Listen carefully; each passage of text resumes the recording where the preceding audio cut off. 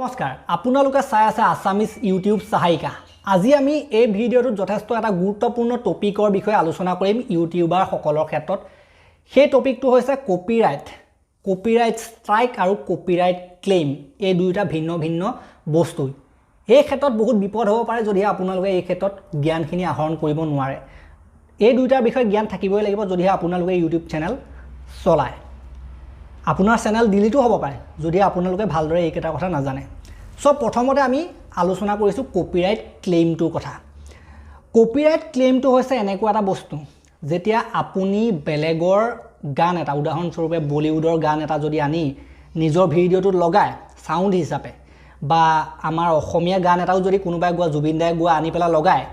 তেতিয়া আপোনাৰ copyright claim আহিব পাৰে কপিৰাইট ক্লেইম আহিলে আপোনাৰ চেনেল ডিলিট হ'ব নেকি কপিৰাইট ক্লেইম আহিলে আপোনাৰ একো চেনেল ডিলিট নহয় আপোনাৰ একো সমস্যাও নহয় কিন্তু আপোনাৰ যদি কপিৰাইট ক্লেইম থাকে তেতিয়া যদিহে আপোনাৰ চেনেলটো মনিটাইজেশন হোৱা চেনেল হয় তেতিয়া আপোনাৰ সেই যেটো কপিৰাইট ক্লেইম হোৱা ভিডিও হেতুত আপুনি পইচা উপাৰ্জন কৰিব নোৱাৰে কাৰণ সেই যেটো সাউন্ড থাকে ন সেই সাউন্ডটোৰ যেটো গান থাকে গানটোৰ নাম তলত আপোনালোকৰ উলাই যায় এই গানটো ইয়াৰ পৰাই লোৱা হৈছে এনেদৰে উৎসটো উলাই যায় হেতু কোৱা হয় copyright claim so copyright claim তেনেদৰে আহে যদি আপোনালোকে লোকৰ গান ইউজ কৰে সো গানসমূহ ইউজ কৰিলে আপোনালোকৰ কপিৰাইট ক্লেইম আহিব আৰু আপুনি যদি মনিটাইজ কৰা চেনেল হয় তেতিয়া আপোনাৰ সেই মনিটাইজ কৰা পইচাখিনি সেই ভিডিওটোত সেই গানটো লগা ভিডিওটোত আপুনি নিজে পইচা নাপায় সেই যেটো গানৰ সস্তা তেওঁলোকে পইচাটো পাব অৰ্থাৎ যাৰ সেই গানটোৰ ওপৰত অধিকাৰ আছে তেওঁলোকে আপোনাৰ পইচাখিনি পাব সেই ভিডিওটোৰ পৰা একচুয়ালি যিখিনি পইচা উপাৰ্জন হয় সো মনিটাইজেশন কৰা চেনেলৰ ক্ষেত্ৰত হেতু হয় কপিৰাইট ক্লেইম আহিলে গতিকে আপোনালোকে যদি বিচাৰে যে মই মোৰ নিজৰ ভিডিওৰ পৰা পইচা ঘটিব বিচাৰো মোৰ নিজৰ পইচা গিটা বেলেগক দিব নিবিচাৰো যদি আপোনালোকে হেতু ভাবে তেতিয়া লোকৰ গান ইউজ নকৰিব আপোনালোকৰ এইবিলাক যিবিলাক সাউন্ড ইউজ কৰে ভিডিওত সেইবিলাক কোনো বলিউড সং বা কিবা তেনেকুৱা ইউজ কৰিবলৈ দৰকাৰ নাই আপোনালোকে এনসিএস বুলি মিউজিক আছে নো কপিৰাইট মিউজিক যদি আপোনালোকে ইউজ কৰে তেতিয়া আপোনালোকৰ লোকৰ কপিৰাইট ক্লেইম নাহে কিছুমান ফ্ৰী মিউজিক থাকে সেইসমূহ আপোনালোকে ইউজ কৰিব পাৰে ব্যৱহাৰ কৰিব পাৰে গতিকে কপিৰাইট ক্লেইমৰ ধাৰণাটো তেনেকুৱা হয় তাত ইমান সমস্যা নাথাকে যদিও আপোনাৰ উপাৰ্জনৰ ক্ষেত্ৰত অলপ সমস্যা হ'ব পাৰে উপাৰ্জনটো বেলেগলৈ যাব পাৰে কপিৰাইট ক্লেইম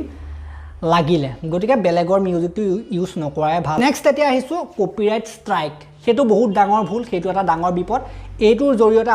আপোনালোকৰ চেনেল ডিলিটো হ'ব পাৰে কপিৰাইট ষ্ট্ৰাইক মানে কি এতিয়া আপোনালোকে জানি লওক আপোনালোকে বেলেগ এজন ইউটিউবাৰৰ ভিডিও এটা আনি নিজৰ ভিডিওত লগাই দিলে একো নুসুধাকে বেলেগ এজনৰ ভিডিও এটা ডাউনলোড কৰি আপোনালোকে আনি ডাউনলোড দি দিলে বেহাৰবাৰী আউটপোষ্টৰ যেনিবা চেনেলটোৰ পৰা আপোনালোকে আনি পেলাই আপলোড দি দিলে বেলেগৰ বস্তু এটা বেহাৰবাৰী আউটপোষ্টৰ সিৰিয়ালখনে বেলেগৰ পৰা আনি আপোনালোকে আপলোড দি দিলে বেলেগৰ ভিডিও এটা ইউটিউবৰ পৰা ডাউনলোড দি আপোনালোকে আপলোড দি দিলে বেলেগৰ ভিডিও সং এটা আনি পেলাই আপোনালোকে দি দিলে বলিউডৰ সং গান এটা ভিডিও এটা আপোনালোকে আপলোড দি দিলে তেতিয়া আপোনাৰ কপিৰাইট ষ্ট্ৰাইক আহিব পাৰে বেলেগৰ থাম্বনেইলো যদি আপোনালোকে আনি পেলাই দিয়েহি তেতিয়া আপোনালোকৰ চেনেলত কপিৰাইট ষ্ট্ৰাইক আহিব পাৰে আৰু কপিৰাইট ষ্ট্ৰাইকটো এটা ডাঙৰ বস্তু বেয়া বস্তু কপিৰাইট ষ্ট্ৰাইক যদি আহে বেলেগৰ বস্তু ব্যৱহাৰ কৰি বেলেগৰ ভিডিও বেলেগৰ গান যদি আপোনালোকে ব্যৱহাৰ কৰি কপিৰাইট ষ্ট্ৰাইক আহে তেতিয়া আপোনাৰ যেটো ভিডিও আছিল সেই চুৰ কৰি অনা ভিডিও হেতু আপোনালোকৰ কাটি দিব ইউটিউবৰ ফালৰ পৰা ইয়াকে কোৱা হয় কপিৰাইট ষ্ট্ৰাইক সো তেনেদৰে যদি আপোনালোকে বেলেগৰ পৰা আনি গান ভিডিও